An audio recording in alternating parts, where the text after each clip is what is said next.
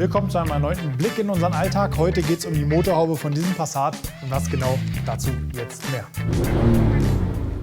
Ich werde häufig gefragt, wie ich bei Lackaufbereitungen vorgehe, wenn es vor allen Dingen darum geht, dass das Fahrzeug einzelne tiefere Kratzer hat, ob man dann die ganze Haube gleich durchcuttet oder mit Fell arbeitet, um die rauszunehmen, ob man sie vorher schleift, nachher schleift. Wir wollen in diesem Video einfach mal zeigen, wie wir vorgehen. Hintergrund ist, dass wir natürlich effizient arbeiten wollen. Das heißt, wir wollen möglichst viel Zeit sparen und wir wollen möglichst viel Lack erhalten. Das ist auch bei allen Sachen, die wir machen, das A und O. Es geht um die Fahrzeugpflege und damit den Werterhalt. Deswegen macht es aus unserer Sicht keinen Sinn, die ganze Haube so weit runter zu cutten, dass alle Kratzer raus sind, sondern wir werden Schema F machen, dazu gleich mehr, und uns dann um einzelne Kratzer, die besonders auffallen, kümmern, sofern wir denn genug Lack haben. Jetzt genug der Vorrede, wir starten sofort durch.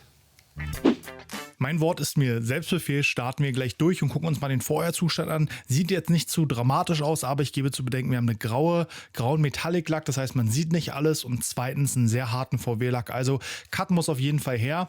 Ich starte in solchen Fällen gerne mit einer Kombi, die ich dir gleich zeige. Zweites Problem an diesem Lack sind die einzelnen tiefen Kratzer, sogenannte RITs, Random Isolated Deep Scratches, also einzeln angeordnete tiefe Kratzer. Wir messen zuerst die Lackschichtdicke und gehen dann mit unserer Standard-Kombi, die Erfahrung einfach gezeigt hat. Aktuell mein Liebling X0505 und ein hartes Pad auf einer Großhub-Exzenter an den Kandidaten ran.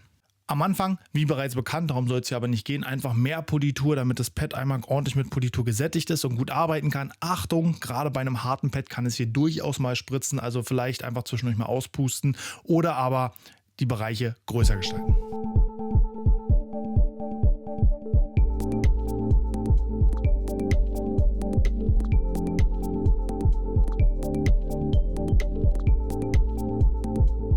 Du kannst hier zwischendurch sehen, dass ich die Maschine mal reduziere, also langsamer fahre, mal ändert sich die Drehung des Stütztellers. Das liegt daran, dass ich zwischendurch mal punktuell Druck ausübe oder mal ein bisschen mehr auf eine Kante raufgehe. Das ist einfach so, wenn ich nicht zu viel Politur nehme und eine gute Politur nehme, kann ich durch die Politur den Lack sehen und sehe auch einzelne Kratzer. Und wenn ich so einen Kratzer entdecke, dann gehe ich einfach punktuell da schon mal beim Polieren ran. Das spart natürlich Zeit und ist ein enormer Vorteil. Deswegen habe ich hier ab und zu mal eine andere Maschinengeschwindigkeit und deswegen drücke ich ab und zu mal mehr auf. Fahre hier mein Schema F Kreuzstrich. Das bedeutet erstmal ein Kreuzstrich für einen definierten Bereich und dann gucke ich mir an, wie das Ergebnis ist.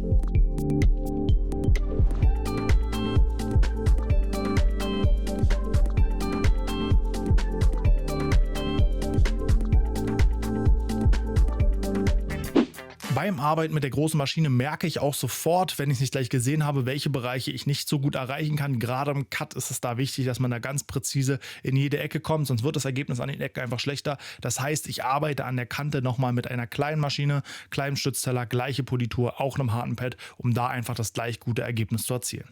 Wenn ich jetzt bei so einem Bauteil weiß, okay, da komme ich jetzt nicht an die Ecke, dann kann ich natürlich auf der anderen Seite der Haube zuerst mit der kleinen Maschine die Kanten fahren, weil ich da die Erfahrung schon gemacht habe, und gehe dann mit der großen auf die Fläche.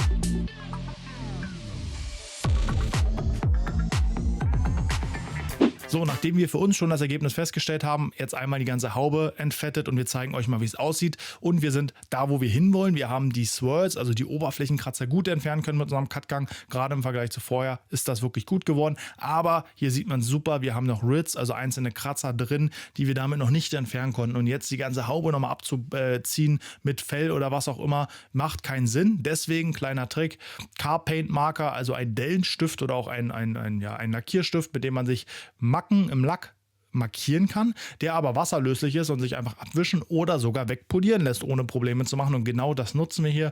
Das heißt, ich gehe einmal über das ganze Bauteil, markiere mir alle Bereiche, die ich nachher nochmal bearbeiten muss, und gehe dann erst mit der Maschine ran, weil dann kann ich konzentrierter mehrere Bereiche abarbeiten und muss nicht immer wieder gucken, habe ich jetzt einen Kratzer vergessen oder alle erwischt. Ganz wichtig, hier nochmal die Lackschichtdicke kontrollieren, und dafür nochmal der Tipp: miss einfach die Türinnenkante von unten innen und vergleich das mit dem Wert, dann hast du eine ungefähre Idee, wie viel Klarlack da ist, und sollte noch ausreichend da sein, können wir hier geeinzelt die Kratzer bearbeiten. Wenn nicht, muss man immer abwägen, soll der Kratzer wirklich weg und dafür der Lack auch mit reduziert werden oder lasse ich ihn lieber drin. So, ich nehme jetzt hier die kleine Maschine, eine stärkere Politur und arbeite einfach punktuell mit 4 Politur, wie du siehst, direkt auf dem Kratzer, weil ich direkt dort am Spot Politur haben möchte und nicht irgendwie Politur im Pad verschwenden will, dass sich da irgendwo verteilt. Ich will wirklich am Punkt Politur haben. Achte nur dabei darauf, dass du die Maschine auf dem Politurklecks anmachst und nicht daneben und gegenfährst, weil dann spritzt es überall hin. Ich habe jetzt schon gesehen, harter Schaumstoff hat nicht gereicht. Das heißt, ich upgrade nochmal meine Kombination, nehme eine Mikrofaser und die gleiche Politur, also hier die Sonax Ultimate Cut, um einfach noch mehr Biss zu erzielen, und arbeite mich da punktuell ran. Zwischendurch auch bei der Exzenter mal Hitze checken. Gerade Mikrofaser erzeugt vielleicht nicht unbedingt Hitze, aber schon eine Wärme, die man im Auge behalten sollte, weil sie auch das Polierergebnis beeinflusst. Deswegen einmal den Handrücken drauflegen. Solange es sich für deine Hand noch angenehm warm anfühlt, ist auch für den Lack alles in Ordnung. Auf diese Weise bearbeite ich jeden Kratzer, bis er weg ist oder ich zufrieden bin, weil manchmal geht es auch einfach nicht hundertprozentig oder soll nicht hundertprozentig sein, und arbeite mich so auf dem gesamten Bauteil vor. Du weißt, beim Mikrofaserpad sammelt sich alles in den Fasern, die werden platt gedrückt, das heißt zwischendurch mal auspusten. Was du hier auch siehst, die gelbe Farbe ist am Anfang drin, nach dem Pusten weg, also gar kein Problem. Im Finishgang würde ich sie jetzt nicht unbedingt auf Unischwarz drin oder wegpolieren, aber beim Cut funktioniert das super, spart viel Zeit und geht einfach hervorragend. Zwischendurch natürlich immer wieder abwischen, entfetten, kontrollieren, und dann siehst du, das was wir sehen, der Kratzer oder die Kratzer in dem Kantenbereich sind 99% entfernt.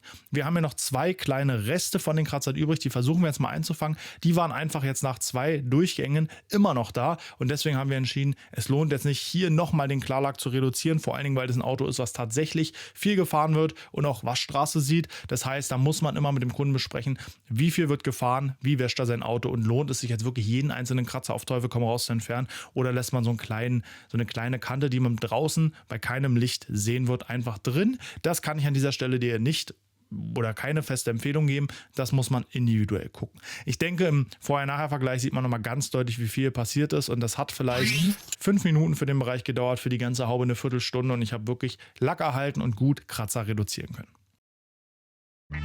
Habe ich mein Bauteil fertig, beziehungsweise das ganze Auto. Ich fahre nämlich erst Cut auf dem ganzen Auto und dann Finish auf dem ganzen Auto. Kommt letzteres hinzu, das heißt, ich fahre nochmal einen Finish-Poliergang, um einfach wirklich exzellenten Hochglanz rauszuziehen. Je nach Lackfarbe können es auch mal 2 sein, ne? Gerade bei Unischwarz, wenn ich viel Cut gemacht habe, kann es auch mal mehr sein. Hier reicht ein lockerer Finishgang super aus. Auch hier brauche ich zum Beispiel keine kleine Maschine in der Kante. Da geht die Exzenter wunderbar auf Kante, und ich brauche nicht den abrasiven Abtrag genau an der Ecke. Von daher wunderbar, funktioniert super.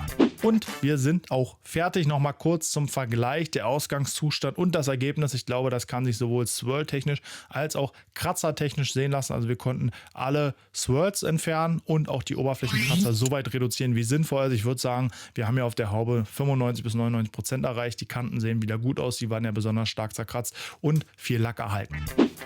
Das ist unsere Methode, wie wir bei 95% der Fahrzeuge vorgehen. Ziel ist, wie gesagt, ein optimales, sinnvolles Ergebnis zu erreichen, gleichzeitig aber nicht zu viel Lack abzutragen. Deswegen nur punktuell mit hohem Cut. Man muss immer den lackschichtigen Messer im Auge behalten und auch einfach mal zwischen den Schleifgängen gucken, wie viel nehme ich denn eigentlich weg, um wirklich den Sinn zu behalten, nämlich die Fahrzeugpflege, also auch den Werterhalt. Und da macht das keinen Sinn. Ich könnte natürlich auch die ganze Haube jetzt einfach mit Mikrofaser und Ultimate Cut, ganze Pad voll, einfach einmal abrasieren, wären auch alle Kratzer weg. Ich hätte mir Zeit gespart, aber das ist aus meiner Sicht nicht Sinn der Fahrzeugpflege. Deswegen fahren wir mit dieser Variante ziemlich gut, auch wenn sie manchmal einen Tick länger dauert, aber sie ist für mich sinnvoller. Wenn man jetzt noch aufs Detail geht, kann man natürlich das so lange treiben, bis der Kratzer weg ist oder ich keinen Lack mehr habe. Ich denke, man muss immer die Relation wahren und auch immer überlegen, wo wird das Auto gefahren, wie wird es gewaschen und wie viel wird es gefahren, und dann entscheiden, welcher Kratzer auch mal drin bleiben kann. An dieser Stelle, so ist der richtige Satz, an dieser Stelle danke ich fürs Zuschauen. Bis zum nächsten Mal. Hau rein.